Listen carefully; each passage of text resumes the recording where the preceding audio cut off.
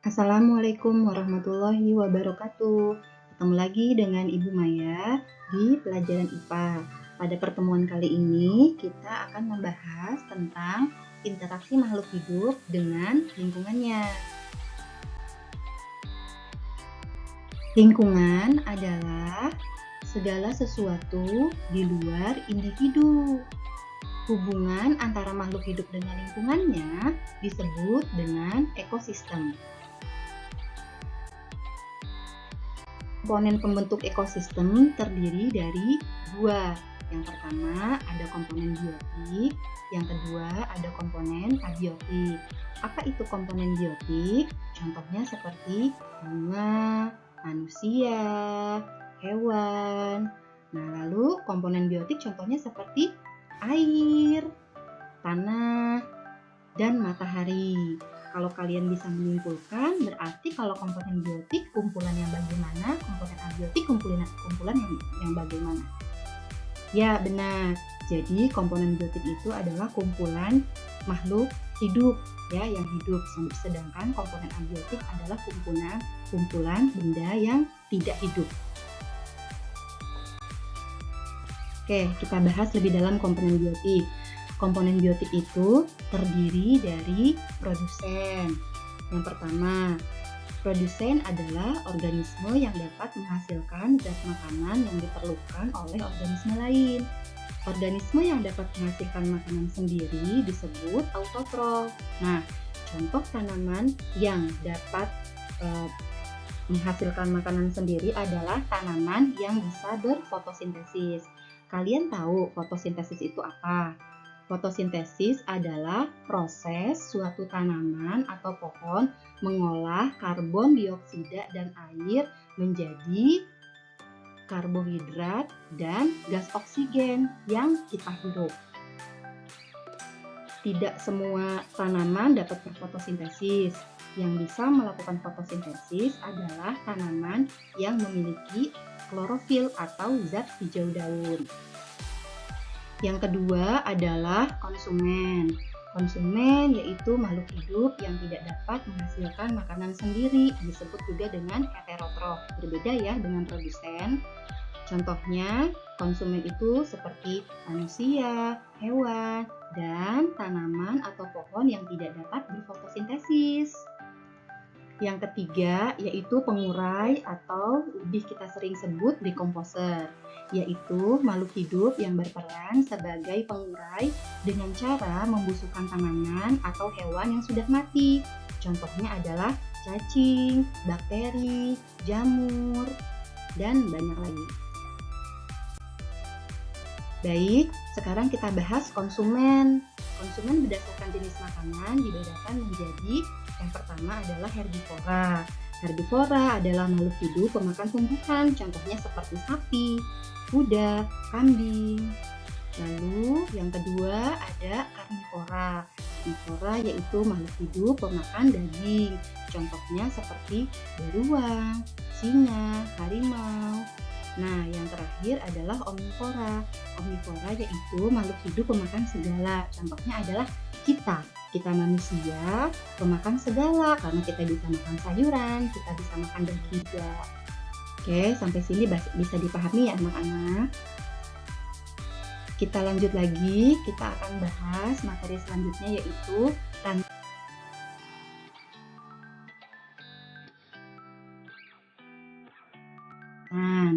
apa itu rantai makanan? Peristiwa makan dan dimakan di antara makhluk hidup. Nah, ini salah satu contohnya. Kita mulai dari produsen. Produsen yang tadi seperti sudah dibahas yaitu organisme yang dapat menghasilkan makanan untuk organisme yang lain. Contohnya adalah padi seperti ini. Padi termasuk ke dalam produsen. Padi dimakan oleh tikus. Nah, tikus itu karena dia makan padi berarti tikus sebagai konsumen yang mendapatkan makanan dari organisme lain. Nah, ternyata tikus dimakan oleh ular. Nah, karena ular ini konsumen juga, maka konsumennya akan dibedakan menjadi konsumen satu yang memakan produsen, lalu ular sebagai pemakan tikus sebagai konsumen dua. Nah, kemudian si ular tersebut dimakan lagi oleh elang, maka elang menjadi konsumen ketiga. Nah, setelah itu elangnya mati. Ketika dia mati, maka di atas tanah, dari dalam tanah, dia akan diuraikan oleh dekomposer. Apa aja tadi? Ada cacing, ulet, bakteri, jamur. Nah, si elang ini akan diuraikan menjadi zat-zat hara yang tentu saja akan diperlukan oleh si produsen lagi. Jadi makanya rantai makanan saling berhubungan. Nah, paham sampai sini ya anak-anak rantai makanan?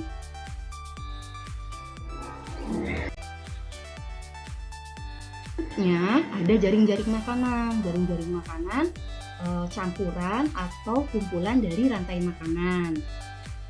Lebih jelasnya, jaring-jaring makanan adalah proses makan dan dimakan yang terjadi di alam, sangat kompleks. Nah, ini contohnya ya. Misal kita bahas satu-satu. Pertama rumput dulu. Rumput sebagai apa nih? Ada yang tahu? Produsen. Iya, betul. Ini sebagai produsen. Dimakan oleh marmut. Nah, berarti marmut apa nih? Konsumen, betul. Ternyata marmut dimakan oleh elang. Nah, berarti elang juga sebagai konsumen. Marmut konsumen, elang konsumen. Yang membedakan apa? Ini konsumen ke-1, ini konsumen ke-2. Ya, paham ya? Nah, ternyata ini kan satu rantai makanan. Ternyata rumput tidak hanya dimakan oleh marmut saja, tapi rumput juga dimakan oleh kupu-kupu. Selanjutnya kupu-kupu dimakan oleh ayam. Berarti kupu-kupu konsumen 1, ayam konsumen 2. Selain rumput juga selain rumput juga ada benih. Benih dimakan oleh tupai yang pertama ya. Nah, tupai dimakan oleh elang. Berarti tupai sebagai apa? Konsumen pertama, elang sebagai konsumen kedua. Sedangkan benih sebagai apa? Sebagai dekomposer. Ternyata benih juga dimakan oleh ayam. Nah, dari satu produsen seperti ini kan bisa dimakan sama banyak beberapa konsumen kan. Maka ketika rantai makanannya menjadi banyak seperti ini dinamakan oleh jaring-jaring makanan. Paham ya? Sampai sini bedanya rantai makanan dan jaring-jaring makanan. Jadi rantai makanan yang hanya satu siklus saja, tapi kalau jaring-jaring makanan terdapat banyak siklus makan dan dimakan, ya. Oke. Setelah ini kita akan latihan menentukan mana produsen, mana konsumen 1, mana konsumen 2 dan seterusnya. Tapi sebelum pelatihan, Ibu mau masuk dulu ke materi tentang interaksi antar makhluk hidup. Ada 3. Yang pertama dulu yaitu interaksi antara makhluk hidup yang disebut dengan kompetisi atau persaingan. Persaingan terjadi saat beberapa organisme memperebutkan sesuatu seperti makanan, daerah kekuasaan, atau pasangan. Contohnya bisa kalian lihat, ini seperti ada 2 ekor rusa jantan yang saling berkelahi untuk memperebutkan rusa betina. Terus ada lagi misalkan antara singa sama harimau yang memperebutkan daerah kekuasaan. Itu namanya kompetisi atau persaingan. Yang kedua ada predasi. Predasi adalah beberapa makhluk hidup mendapatkan makanan dengan memangsa makhluk hidup lain. Contohnya seperti yang ada di gambar, yaitu rusa yang dimakan oleh macan, ya. Terus ada lagi tikus yang dimakan oleh ular. Nah, seperti itu ya. Jadi proses memangsa makhluk hidup lain itu yang dinamakan termasuk ke dalam predasi. Yang terakhir adalah simbiosis. Apa itu simbiosis? Simbiosis yaitu makhluk hidup yang berdampingan tanpa berkompetisi atau predasi, gitu ya. Jadi selain kompetisi atau predasi itu termasuk dalam simbiosis. Simbiosis itu ada 3, Nak. Yang pertama ada simbiosis mutualisme, yaitu interaksi 2 makhluk hidup yang saling menguntungkan. Contohnya, yang pertama nih, ada kerbau sama burung jalak. Burung jalak memakan kutu yang ada di tubuh kerbau. Nah, keuntungan buat kerbaunya, kutunya jadi semakin berkurang. Nah, ini saling menguntungkan kan? Si burung jalak dapat makanan, kemudian kerbau kutunya menjadi lebih sedikit. Lalu gambar yang kedua, antara kupu-kupu dengan bunga. Kupu-kupu membantu proses penyerbukan perkawinan di bunga tersebut, sehingga menjadi lebih cepat. Nah, si kupu-kupu sendiri mendapatkan keuntungan memperoleh madu dari bunga, ya. Seperti itu namanya simbiosis mutualisme yang saling menguntungkan. Lalu yang kedua ada simbiosis komensalisme, yaitu interaksi dua makhluk hidup yang satu untung, yang satu lagi nggak untung, nggak rugi juga. Gitu. Contohnya seperti ikan hiu dengan ikan remora. Nah, ikan remora hidupnya itu menempel pada badan ikan hiu. Dia itu mengambil sisa-sisa makanan dari ikan hiu. Sedangkan untuk ikan hiunya sendiri, dia tidak merasa terganggu, santai aja, cuek aja, karena tidak melakukan apa-apa, gitu ya. Jadi remoranya dapat untung, dapat makanan, kemudian hiunya juga tidak dirugikan. Lalu antara pohon anggrek dengan pohon tempat dia hidup, ini pun sama. Karena pohon anggrek bisa mengolah makanannya sendiri, sehingga pohon menjadi tidak dirugikan. Dia hanya menjadi tempat hidup si pohon anggrek tersebut, ya. Oke, yang terakhir adalah simbiosis parasitisme.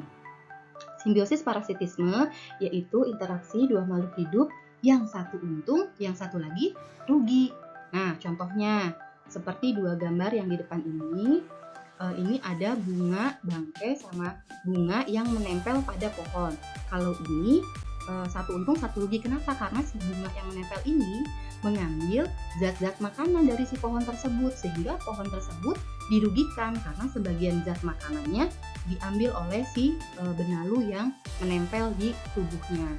Lalu juga ada nyamuk dengan manusia. Nah, nyamuk juga untung, dia mengambil darah dari manusia, sedangkan manusia menjadi rugi.